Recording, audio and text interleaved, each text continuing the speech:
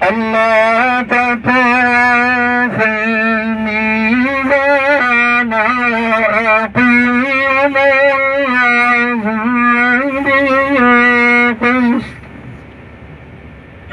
دوستوں، آج کا جو دن ہے وہ آغاز ہم نے تلاوت کلام پاک سے کیا، اور آج ہم مکہ کے جو مضافات میں جتنی بھی زیارات ہیں وہ کرنے جا رہے ہیں۔ حافظ عبدالغفور صاحب میرے ساتھ ہیں، ٹھیک ہے۔ طلحہ بھائی یہ ہمارے گروپ میں ماشاءاللہ سب سے ینگ بوائے ہیں، اور اس کے بعد ہمارے بڑے اچھے دوست آصف بھائی جو ماشاءاللہ سے بڑے سینئر کیمرہ مین ہیں، اور یہ ماشاءاللہ سے جو ہے یونائٹڈ نیشنز کے جتنے ادارے ہیں ان میں ایز اے کیمرہ مین کی جس فرائض سر انجام دیتے ہیں۔ تو آج ہم زیارات کرنے جا رہے ہیں جی، اور آج کا جو دن ہے وہ امید ہے کہ انشاءاللہ بہت ہی اچھا گزرے گا۔ کچھ ایسی چیزیں ہیں جو یہاں ہم پہلی دفعہ دیکھیں گے۔ میں حالانکہ 2023 میں عمرہ کر کے گیا ہوں، لیکن میں کچھ چیزیں زیارات مکہ نہیں کر سکا تھا، مدینہ کے الحمدللہ ساری زیارات کی تھی۔ تو آج میرے لیے بھی پہلا دن ہے، اور میرے لیے بھی نئی چیزیں ہیں۔ کچھ ٹیلی ویژن پہ دیکھنا یا انٹرنیٹ پہ دیکھنا تھا ایک الگ ہے، لیکن الحمدللہ اللہ تعالیٰ نے موقع دیا کہ یہاں آ کر جو ہے میں باقاعدہ طور پہ خود آ کے یہاں دیکھ سکوں تمام زیارات کو۔ تو انشاءاللہ بس جگائے بگائے آپ کو ایک زیارت کے بارے میں بتاتے جائیں گے انشاءاللہ۔ اور ہمارے ساتھ گائیڈ بھی ہیں اس بس پہ، 45 پرسنز ہم آج اکٹھے ایک گروپ کے اس بس پہ ہیں، اور انشاءاللہ آج کا دن جو ہے آپ لوگوں کے ساتھ زیارات کے ساتھ گزرے گا جی۔ اس وقت ہم غار ثور کے ایریا میں، یہاں ہماری بسیں ساری کھڑی ہو گئی ہیں، تمام گروپ جو ہے وہ سارا کھڑا ہوا ہے۔ والد محترم تھوڑے سے پریشان لگ رہے ہیں، پتہ نہیں ابو کیوں پریشان ہیں؟ کوئی نہیں پریشان۔ ہاں جی، اے جی غار ثور، ہم غار ثور پہ پہنچ گئے۔ میرے والد صاحب میرے ساتھ ہیں الحمدللہ۔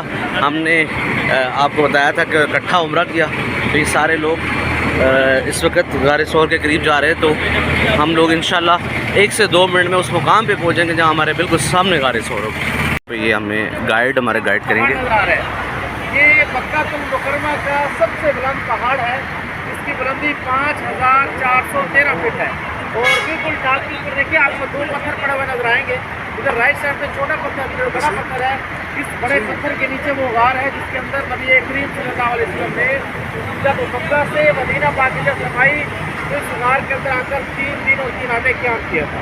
3 دن اور 3 راتیں۔ یہ پہاڑ کس طرح، اگر ہم اس طرح دیکھیں تو اس طرح یمن ہے، اس کو اللہ کے نبی نے ہجرت فرمائی مدینہ منورہ۔ مدینہ کس طرف ہے؟ مدینہ اس طرف ہے۔ مشرکین کافروں نے جب دیکھا کہ گھر میں جا کے کہ اللہ کے نبی آج اپنے گھر میں نہیں ہے، تو وہ ایک انعام رکھتے تھے کہ آج جو مسلمانوں کے نبی کو ڈھونڈ کے لائے گا اس کو 100 انعام میں دی جائیں گے۔ تو انعام کے لالچ میں جو مشرکین کافر ہوتے ہیں مکہ کے اندر چاروں طرف پھیل جاتے ہیں۔ جب ڈھونڈتے ڈھونڈتے اس غار تک پہنچتے ہیں تو سیدنا حضرت ابوبکر صدیق ان کی آہٹ آواز سنتے ہیں، تو نبی کریم صلی اللہ علیہ وسلم سے عرض کرتے ہیں یا رسول اللہ علیہ وسلم، یہ کافر تو بہت بڑی تعداد میں ہے، ہم تو صرف 2 تو ہمارے قریب پہنچ چکے ہیں۔ تو اللہ کے نبی کیا فرماتے ہیں جس کا قرآن پاک میں ذکر ہے، لا تحزن ان اللہ معنا، اے ابوبکر غم نہ کرو، ہم 2 نہیں ہم 3 ہیں، اللہ ہمارے ساتھ ہے۔ اللہ پاک نے پھر کیسے اسباب پیدا فرمائے، ایک مکڑی کو حکم دیا، اس نے اس پر آ کر جالا بنا، اور ایک کبوتری کو حکم دیا، اس نے اس پر آ کر انڈے دیے۔ جب مشرکین کافر غار کی طرف دیکھتے ہیں تو یہ دیکھ کر واپس چلے جاتے ہیں کہ بھلا اس کے اندر کوئی جا سکتا ہے، اگر کوئی جاتا تو یہ جالے بھی ٹوٹے ہوتے، یہ انڈے بھی ٹوٹے ہوتے۔ اسی جگہ پر سیدنا حضرت ابوبکر صدیق کی بیٹی حضرت اسماء رضی اللہ عنہا، اس وقت ان کی عمر 11 سال تھی، آپ کے لیے کھانا لے کر آتی ہے۔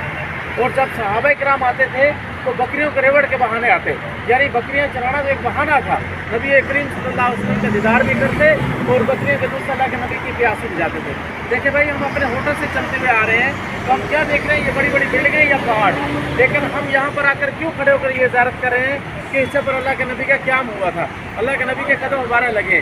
اسی نسبت سے ہم ادھر کھڑے ہو کر دعا مانگتے ہیں، پھر انشاءاللہ آگے آپ کو جبل رحمت پہ جاتے ہیں۔ دوستوں آپ دعا مانگیں۔ یہ ہم جی غار ثور کی بالکل پہاڑ ہمارے بیک سائڈ پہ، حافظ صاحب کے ساتھ انہیں غار ثور جو ہے ہم ابھی وہاں اترے تھے تھوڑی دیر کے لیے، آپ نے وہاں اس کی تفصیل بھی سنی ہوگی۔ تو میں نے پلان کیا ہوا کہ انشاءاللہ میرا یہ 21 دن کا جو ہے وہ پورا ٹور ہے، اس میں آخری جو 5 دن دوبارہ ہمارے مکے کے ہیں، 10 دن کے لیے ہمیں مدینہ چلا جانا ہے۔ تو میری پوری پلاننگ ہے کہ میں کوشش کروں گا آگے اللہ پہ کہ واپسی پہ انشاءاللہ دوبارہ یہ قریب سے بھی آپ کو زیارت کراؤں گا۔ یہ میدان عرفات کی حدود شروع ہو چکی ہے۔ ایک ہی رنگ میں 2 چادروں میں لپٹے انسان، یہ بھی ایک سائن بورڈ نہیں ہے بلکہ اس کے اندر कि आपको ये इस तरह के आपको 3 से 4 साइन बोर्ड अभी इसके बाद आगे और भी नजर आएंगे। और इस मैदान के ये चारों तरफ ये साइन बोर्ड लगे हुए हैं। 9 ज़िलहज को हुजाए किराम इस मैदान के अंदर इकट्ठे होते हैं और उन इसके बाद जबल रहमा पे हम आ चुके हैं। जबल रहमा वो मुकाम है जहाँ आप सल्लल्लाहु अलैहि वसल्लम ने अपनी उम्मत के लिए दुआ की, और ये वो जगह है, मैदान अराफात कहलाता है। और ये इस वक्त अल जवाहरा रोड पे हम हैं और यहाँ से हम अंदर एंटर होने लगे हैं उस मैदान के अंदर जहाँ हाजी क़याम करते हैं हज के दिनों में, और 9 ज़िलहज को यहाँ आकर जो है दुआ के लिए इकट्ठे होते हैं। सुबह आते हैं और शाम मगरिब तक यहाँ रहते हैं। और ये जो कैंप्स बने हुए हैं, ये कैंप्स वो कैंप्स हैं जहाँ हुजाज कराम के लिए सेटिंग कर दी जाती है। जो ही हज का महीना स्टार्ट होता है उससे पहले इन जगहों पे मैनेजमेंट करके जो है वो तमाम इंतज़ामात पूरे कर लिए जाते हैं। और इस मैदान के अंदर आप सल्लल्लाहु अलैहि वसल्लम ने दुआ फरमाई अपनी उम्मत के लिए, और इस मैदान के अंदर हज़रत आदम अलैहिस्सलाम और माई हवा अलैहिस्सलाम का जो है दुआ कबूल हुई उनकी, ठीक है। तो ये इस मैदान की अहमियत है।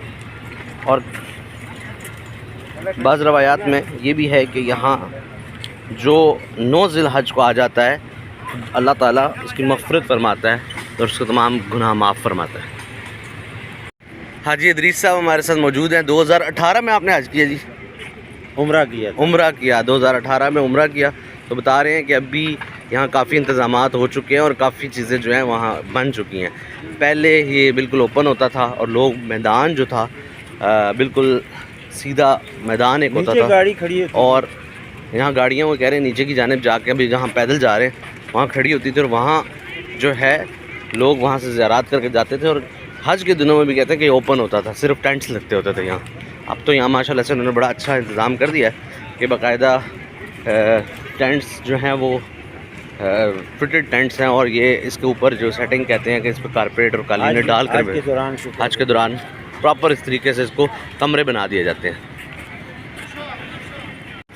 ये जी बिल्कुल सामने आपको अगर देखा जाए तो मैं जूम भी करके दिखाता हूँ जबल रहमा। हम इस वक्त करीब इसके जा रहे हैं। ये रोड है, यहाँ से हम पैदल चलते हुए जाएंगे क्योंकि काफ़ी जो है यहाँ रश है, जिसकी वजह से ये बुज़ुर्ग देखें मेरे साथ साथ अब्बू हैं, एक हमारे बुज़ुर्ग हैं हाजी रमज़ान साहब, वो हमारे साथ चलते हुए जा रहे हैं। और यहाँ से हम चलते हुए जबल रहमा के करीब जाएंगे जी। ये बिल्कुल जी हम इस वक्त जबल रहमा के करीब हैं, और जबल रहमा का बोर्ड देखें सामने आपको नज़र आ रहा होगा, जो अल रहमान माउंटेन के नाम से इन्होंने इसको लिखा हुआ है, अल रहमान माउंटेन, ठीक है। और ये आपको बिल्कुल सामने जबल कहते हैं पहाड़ को, रहमान, तो ये रहमत का पहाड़ हम इसको कह सकते हैं, और इसका मतलब भी यही है। और आप बिल्कुल देख रहे होंगे सामने जबल रहमा का वो मुकाम जहाँ खड़े होकर आप सल्लल्लाहु अलैहि वसल्लम ने खुतबा हज्जतुल विदा भी अदा किया। और रश आप देख रहे हैं कितना ज़्यादा है यहाँ, क्योंकि तमाम हुज्जाज कराम यहाँ की ज़ियारत करने को बड़ा शर्फ समझते हैं। तो वाकई भी यहाँ दुआ जो है आप सल्लल्लाहु अलैहि वसल्लम ने उम्मत के लिए दुआ फरमाई, तो इस जगह पे दुआ करने की अफजलियत है। तो इस वजह से हर हाजी कोशिश करता है यहाँ जबल रहमा पे आके दुआ करें। आइसक्रीम यहाँ बड़ी अच्छी मिलती है जी। ये बिल्कुल आपको आइसक्रीम के स्टॉल्स नज़र आ रहे होंगे, बड़ी जो है मज़े की आइसक्रीम होती है। मुज़ल्फ़ा के मुकाम पे आ गए और 49 उठाई जाती हैं और 70 कंकरियां जी। नहीं, आज हम उम्रे के लिए आए हैं। इस जगह पे जो मुज़ल्फ़ा है, मुज़ल्फ़ा से जो है आगे शैतान को कंकरियां मारने का मुकाम है, जहाँ से कंकरियां उठाकर शैतान को 4 दिन कंकरियां मारते हैं, क्योंकि 4 दिन कंकरियां मारने सुन्नत है। नबी अकरम ने 4 दिन कंकरियां मारी थी, और जो 49 कंकरियां भी मिला सकते हैं। पहले दिन बड़े शैतान को 7 कंकरियां, फिर दूसरे दिन तीनों शैतानों को 7-7, और फिर तीसरे दिन तीनों शैतानों को 7-7। और ये पूरा मैदान मुज़ल्फ़ा है, खुले आसमान तले रात से हटकर जहाँ भी हजस्वान को जगह मिल जाती है तो वहीं पर वो क़याम करते हैं। ये साइडों पे जो आपको व्हाइट कलर की जो बिल्डिंगें नजर आ रही हैं, ये वजू का वाशरूम का इंतजाम है। इसके अलावा यहाँ पर और कोई चीज़ का इंतजाम नहीं होता। खुले आसमान तले हुजाए कराम यहाँ पर एक रात का क़याम करते हैं। اس جگہ پہ حجاج کرام مزدلفہ میں ایک رات کا قیام کرتے ہیں اور یہ پورا اوپن ایریا ہے، کوئی چھت نہیں ہوتا، لوگ چٹائیاں ڈال کے سوتے ہیں۔ زیارت کی نظر سے نہیں، عبرت کی نظر سے دیکھیں گے وادی معاصر جس کا ذکر قرآن پاک میں سورۃ فیل میں ہے۔ بسم اللہ الرحمن الرحیم، الم تر کیف فعل ربک باصحاب الفیل الم یجعل کیدہم فی نظر آ رہی ہے، یہاں پر اللہ تعالیٰ کا عذاب نازل ہوتا ہے۔ یہ آپ کو جو درخت نظر آ رہے ہیں نا، یہاں پر استغفر اللہ استغفر اللہ استغفر اللہ ربی من کل ذنب واتوب الیہ، خود اپنا جو تھا وہ بہت دردناک حالت اس کی یمن میں جا کر موت واقع ہوتی ہے، وہ کیونکہ یہاں سے وہ بھاگ جاتا ہے۔ یہ ابھی دیکھیں پھر ہمارے ساتھ ساتھ یہ خیمے نظر آ رہے ہیں، ہر چیز کا انتظام مینا کے خیمے ہیں یہ سارے، اور یہ واٹر پروف خیمے، نہ اس کے اندر پانی جاتا ہے اور نہ اس کو آگ لگتی ہے، ان خیموں پہ آگ نہیں لگتی۔ اور 1985 میں یہ واقعہ ہوا تھا کہ خیمے کو آگ لگ گئی تھی، لیکن ابھی اس کے بعد یہ خیمے بدل دیے گئے ہیں، ان خیموں کو آگ نہیں پکڑ سکتے۔ ابھی ہمیں پھر یہ نظر آ رہی ہے، ان خیموں میں جو ہے حدیثمان جو آ کر 3 دن قیام کرتے ہیں، 3 دن رہتے ہیں۔ اور دیکھیں چاہے حدیثمان کوئی کتنا بھی وی آئی پی پیکج لے کر آ جائے، کتنا بھی مہنگا لے کر آ جائے، 5 اسٹار ہوٹل کا پیکج لے کر آئے، اس خیمے کے اندر اس کو کتنی جگہ ملتی ہے۔ یہ پورے ایریا قربان گاہوں کا ہے، یہاں پر حجائے کرام کے قربانی کے جانور ذبح کیے جاتے ہیں، یہاں پر حجائے کرام کے، اور حجائے کرام خود نہیں آتے یہاں پر، جو حاجستان جو ہے اپنے پیسے بینک میں جمع کرواتے ہیں، ان حجائے کرام کے قربانی کے جانور یہاں پر ذبح کیے یہ وہ جاتے ہیں۔ جگہ ہے جہاں قربانی اور کی دوسرے آپ جاتی کی ہے۔ طرف دیکھیں گا بڑے بڑے والمسلمین والمسلمات والمؤمنین والمؤمنات، یہ جنت البقیع جو مدینہ منورہ کے اندر قبرستان، اس کے بعد یہ سب سے بڑا قبرستان جنت المعلیٰ کا ہے۔ اس کے درمیان میں یہ راستہ، اس سے آگے بھی آپ کو کالی جالیوں سے جنت المعلیٰ کا یہ عظیم الشان جو ہے یہ منظر دوبارہ پھر نظر آئے گا فجر کی نماز کے بعد اور عصر کی نماز کے۔ یہ کسوہ فیکٹری میں ہوں۔ کسوہ فیکٹری جو ہے وہ فیکٹری ہے جہاں جو ہے حرم پاک کا غلاف جو ہے اس کو بنایا جاتا ہے۔ تو کہ یہ میں انٹر ہو چکا ہوں کہ اوپر جو غلاف کعبہ ہے، غلاف کعبہ کے چند جو ہے وہ ٹکڑے یہاں موجود ہیں، اور یہ الحمدللہ آج اللہ تعالیٰ نے کرم کیا کہ ہمارے پاس غلاف کعبہ کے حوالے سے ہمیں یہاں موقع ملا۔ السلام علیکم۔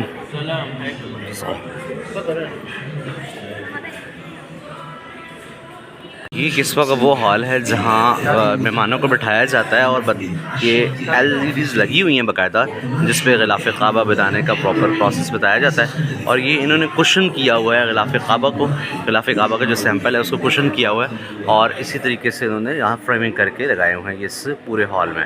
اور یہ سامنے جو اس وقت فریم ہوا ہو، یہ وہ غلاف کعبہ کی جتنے بھی مطلب سیمپلز ہیں ان میں سب سے بڑا سیمپل یہ ہے جو اس کو انہوں نے فریم کیا ہوا ہے۔ اوپر طواف جتنے بھی بادشاہ ہیں یہاں کے، ان کی تصاویر لگی ہوئی ہیں، اور یہ سٹوریز بتائی جا رہی ہیں غلاف کعبہ کے حوالے سے۔ اور یہ دیکھیے گا، یہ کعبہ کا جو ایک تو وہ اوپر کی جو کڑھائی ہے وہ، اور جو درمیان میں کپڑا ہوتا ہے بلیک والا، یہ اس سے انہوں نے اس کو ڈھانپ کے ایک سیمپل کے طور پہ رکھا ہوا ہے۔ آگے چلتے ہیں جی، غلاف کعبہ کس طرح جو ہے اس کو بنایا جاتا ہے۔ ہاتھوں سے غلاف کعبہ بنایا جاتا ہے۔ یہ کھاڑی ہے، یہ وہ کھاڑی ہے جس کے اوپر غلاف کعبہ جس طرح بنایا جاتا ہے، یہ اس طرح کھاڑی کا سیمپل انہوں نے نکالا ہے۔ کھاڑی وہ مشین ہوتی ہے جس سے کپڑا بنتا ہے، تو اوبیسلی اس کپڑے کو پہلے کھاڑی کے ساتھ بنایا جاتا ہے، پھر اس کے بعد اس کے اوپر کڑھائی جو ہے وہ باقاعدہ سونے کی تاروں کے ساتھ کی جاتی ہے، گولڈ کی تاریں ہوتی ہے۔ یہ دیکھیے گا، یہ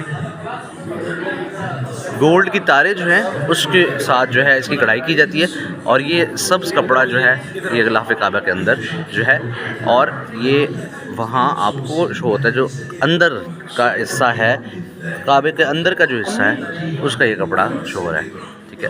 تو یہ کھاڑی جو ہے یہ وہ والی ہے جی۔ یہ جو ہے یہ کیا کہتے ہیں، مصر اور انڈیا کے حوالے سے، ٹھیک ہے۔ سندھ کے جو ہیں وہ غلاف کعبہ کے جو ہے سیمپل رکھے گئے ہیں، جو جب یہ مصر نے بنایا تھا، یہ دیکھیں یہ مصر نے بنایا تھا، اور یہ غلاف کعبہ جو ہے یہ انڈیا نے بنایا تھا، ٹھیک ہے، ہند کی جانب سے۔ اور یہ وہ عطر ہیں یا وہ خوشبو ہیں جو غلاف کعبہ کے اوپر استعمال ہوتی ہے، اور اس کے علاوہ یہ وہ دھاگے ہیں اور وہ کیمیکلز ہیں جو غلاف کعبہ کے دھاگوں کے ساتھ استعمال کیے جاتے ہیں بنانے کے لیے، ٹھیک ہے۔ اور یہ سندر، یہ مکہ مکرمہ کے یہ سیمپل لگے ہوئے ہیں جو غلاف کعبہ کو مکہ مکرمہ والے جب مطلب سعودیہ نے جب بنایا تھا، ٹھیک ہے۔ اور یہ وہ مدینہ منورہ کا غلاف ہے جو روضہ رسول کے اوپر آپ کو اندر نظر آتا ہے، جالیوں کے اندر یہ والا غلاف ہے، اس کا ایک سیمپل لگا ہوا ہے، ٹھیک ہے.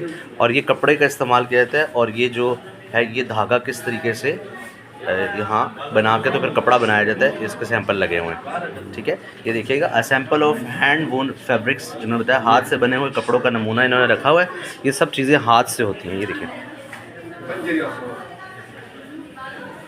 پہلے دھاگا بنایا جاتا ہے، دھاگے سے پھر رسی کو بنایا جاتا ہے، پھر اس کے بعد دھاگے کے بعد یہ جو ہے یہ دیکھیے غلاف کعبہ کے ساتھ جو رسیاں لٹکی ہوتی ہیں، یہ جو ان کے سیمپلز رکھے ہوئے ہیں. یہ آپ دیکھ رہے ہیں گولڈن وائرس، اور یہ ان سے اس طرح کا سیمپل بنتا ہے، ٹھیک ہے. آخری آپ کو دکھاتا ہوں کہ آخری کیا ہے. آخر میں جو ہے جس طریقے سے اس کو بنایا جاتا ہے اس کی کچھ تصاویری شکل میں انہوں نے بتایا ہوا ہے کہ کس طریقے سے ہم غلاف کعبہ کو دیکھیں. یہ دیکھیں embroidery frame preparing using modern method. یہ ماڈرن میتھڈ جو ہے اس کے حوالے سے جدید طریقہ کا استعمال کرتے ہوئے کڑھائی کے فریم تیار کیے جاتے ہیں. یہ دیکھیں، یہ تھا جی غلاف کعبہ کی تیاری کا پروسیس بھی بتایا جا رہا ہے، اور ان کا ٹھیک ہے.